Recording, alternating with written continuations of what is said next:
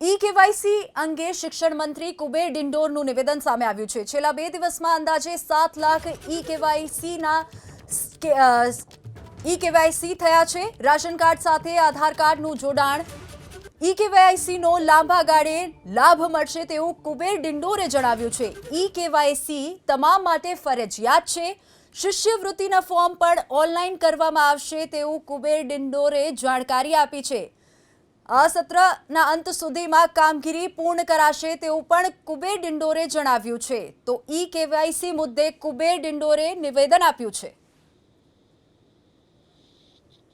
વ્યવસ્થા જ્યારે ચાલુ કરી છે ને એમાં શિક્ષણ વિભાગ, આપણો નાગરિક અન્ન પુરવઠા વિભાગ અને સાથે સાથે વહીવટી તંત્ર બધા સાથે મળીને સામૂહિક આ ઝુંબેશના રૂપમાં આપણે એને હાથ પર લીધું છે અને આ 2 દિવસમાં લગભગ 7 લાખ જેટલા આપણે ઈ કેવાયસી રેશન કાર્ડ સાથે આપણે જોડાણ થયું છે।